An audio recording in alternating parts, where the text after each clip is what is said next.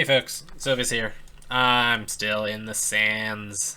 We are off to the Undead Z place to hit up some dude. Right, let's go with that now.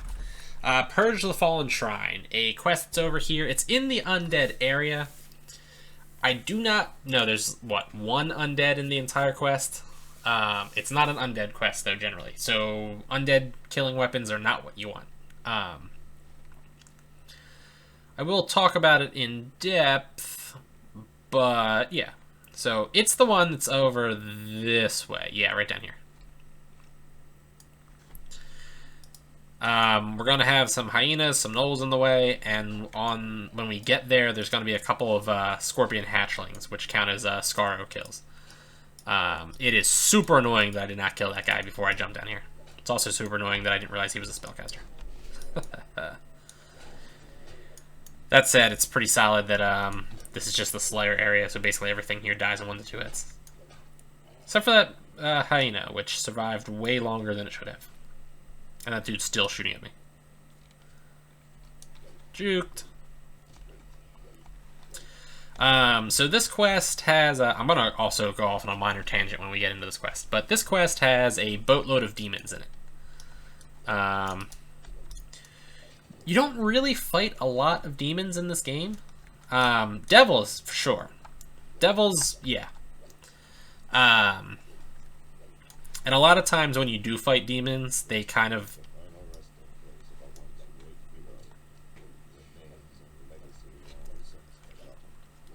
when you do fight demons, they kind of cheat a little bit, and a lot of the demons that you fight end up being like fiendish troglodytes or fiendish trolls and like tieflings. I'm gonna pause just a second. So anyway, alright, I'm back. So we're going in.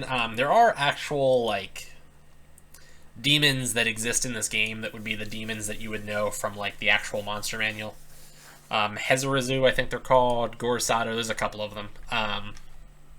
I don't think you're going to find any of them in here. What you are going to get in here is going to be... I don't actually really have any buff spells. Like Flesh Renders, Pyro Demons, I think Ice Flensers or Ice Demons, whatever they're called. To that end, Fire Resistance is going to be pretty useful here. I don't remember if the Ice guys are in here. If they are, Cold Resistance. If not, oh well. There's a type of demon which I think only shows up in this quest, or maybe another one, called like Cow Demons or something like that. Yeah, right there.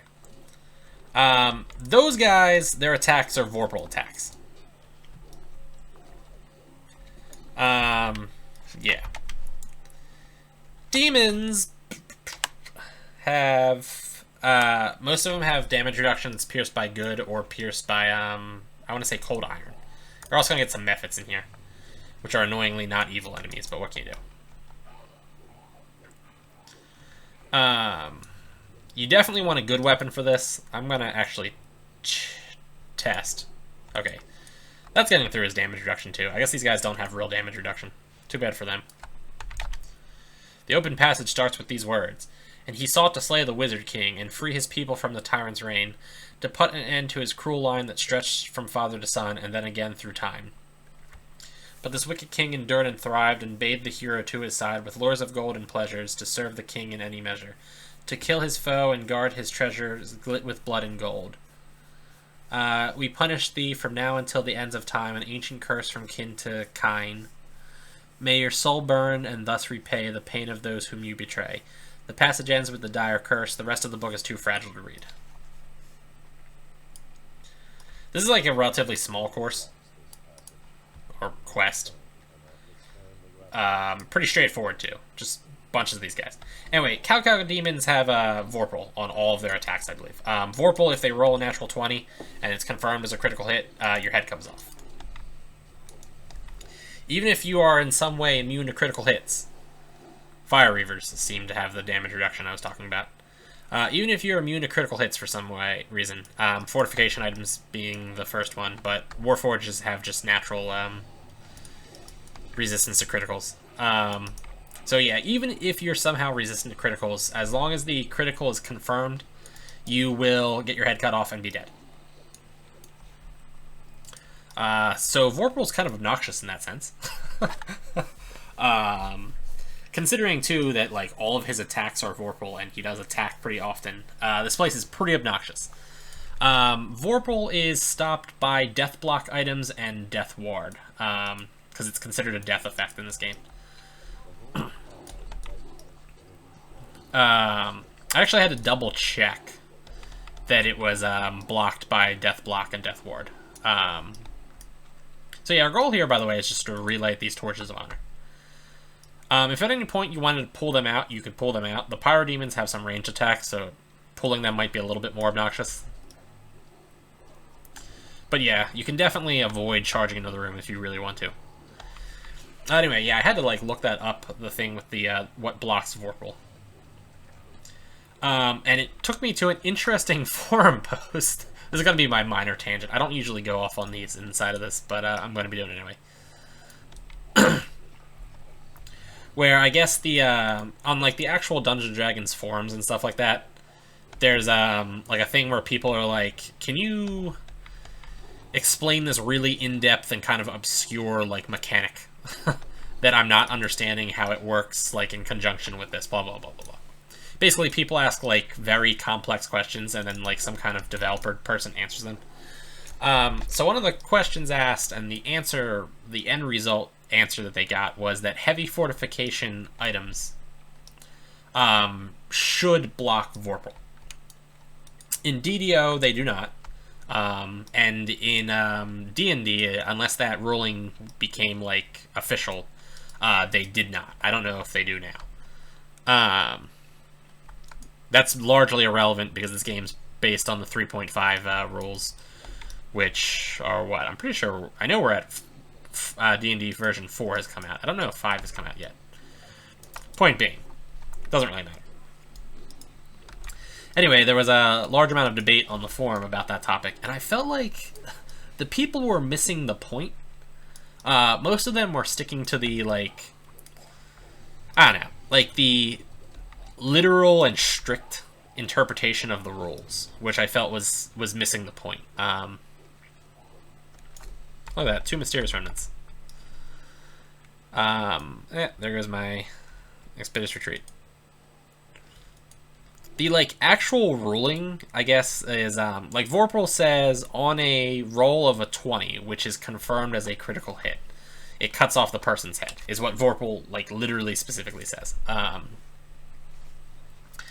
It doesn't work on things that don't have heads. It doesn't work on things that, like most aberrations, for example. You can't cut off a beholder's head because a beholder is just a floating head. Oozes, or anything that, like, you know, has more than one head or anything along those lines, it doesn't work on, which makes, like, tons of sense.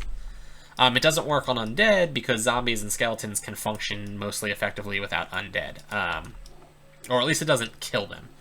I would rule, if I were the DM, that like a zombie whose head has been cut off loses its sense of, you know, sense of sound and sight and whatever, and becomes like effectively blind. And I think that's a reasonable ruling.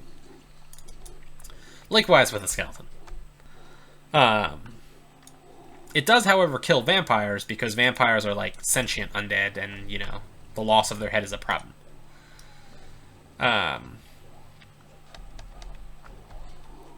So I don't know. A lot of people were like following the literal like interpretation of the rules, and I felt like that was missing the point because the idea of and they were saying like the heavy fort shouldn't work. In my personal opinion, heavy fort like logically should block Vorpal. Well, I think it's debatable whether or not it blocks Vorpal, but one of the things they were also saying was that then heavy fort should block the like extra damage from like a flaming burst weapon, for instance. You know, a flaming burst weapon says deals 1d6 fire damage and deals additional damage on a critical hit. I'm actually gonna rest because my my death ward's off in 16 seconds. The idea of a critical hit is a like you strike somebody and your weapon hits a like particularly tender spot in their body or something along those lines. So, like, skeletons and undead who don't have, like, you know, internal organs that can particularly be hit are immune to critical hits. Vampires that, like, don't have a metabolism, effectively, don't have organs that can be hit. They don't have, like, a major blood vessel that can be severed. You know, you can't, like, slice their kidney up real bad or something along those lines. They can still be killed by having their head cut off, though, because that's an entirely different, like, situation. A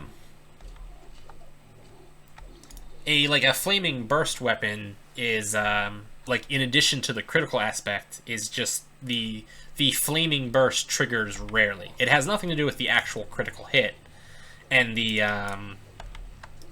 like, the weapon, you know, hitting the, like, you know, it's not like you have a flaming sword and you strike a person with it and it burns, and then when you hit their kidney, it explodes. The idea behind the flaming burst weapon is that sometimes it deals extra damage by exploding. It bursts fire damage, in other words. Like, the word is in the name, burst. That was a nice crit. Call my stupid hireling over before I charge up there. Give me a heal. Get me a heal.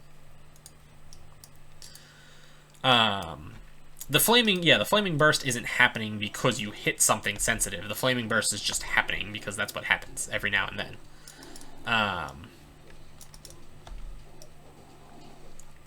And something like make 2 separate attack rolls. If the first one is a critical hit, deal critical damage.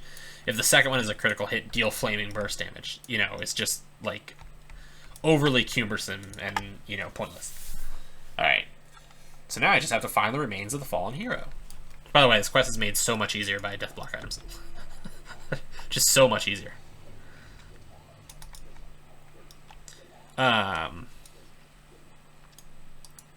So yeah, like, heavy fort or being immune to critical hits shouldn't prevent like a flaming burst from happening, because it's just your weapon getting lucky. A skeleton's immune to critical hits because it doesn't have, like, vital areas that can be struck. At this point, by the way, we're either going left or right, and they both just come to the same spot.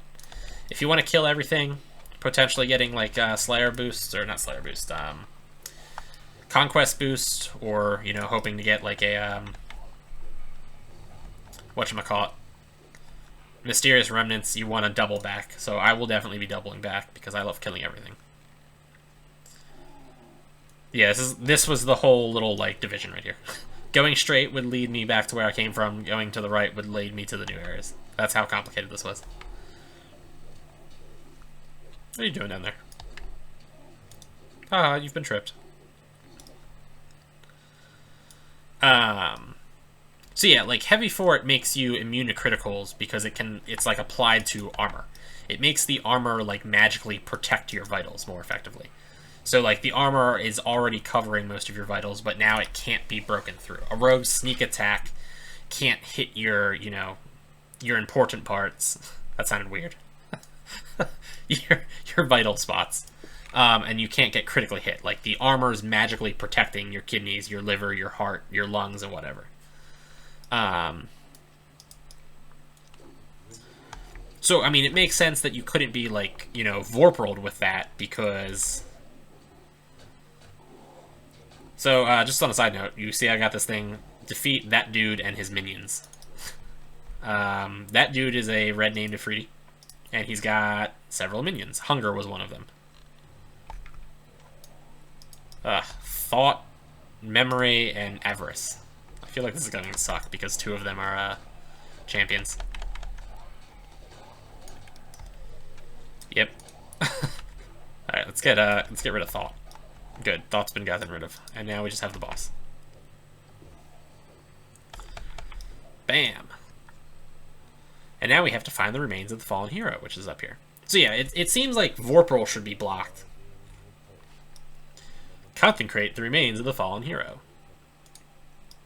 Because, you know, your armor would move to protect armor. Or to protect your, Oh, wow. He's a champion with, wow, huge defense. We'll just lay on hands him. Which was surprisingly not as effective as I would have liked.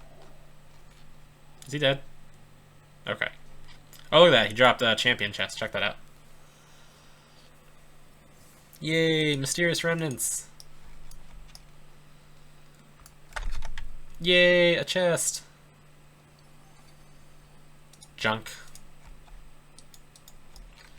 And yay, a chest.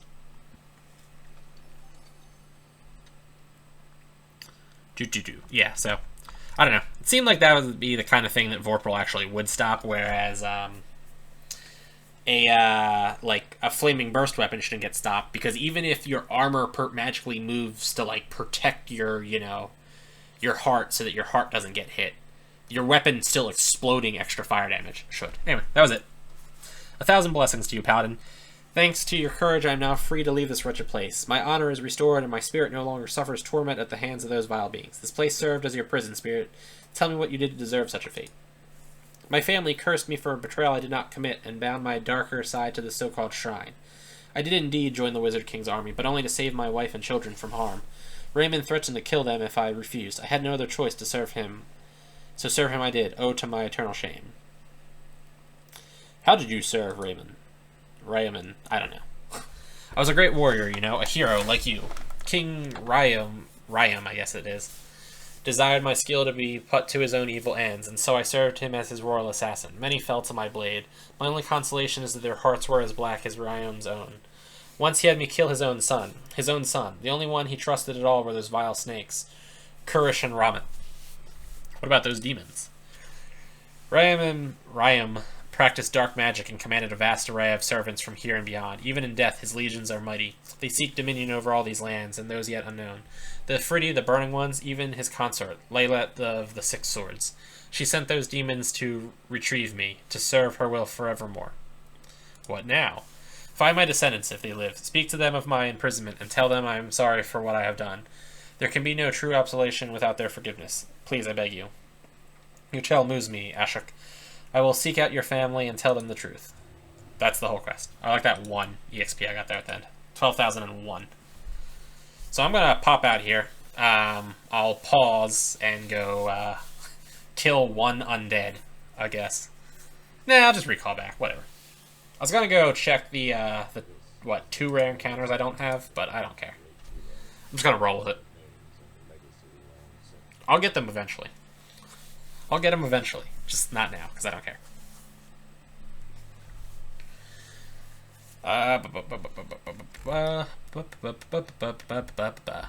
Off we go.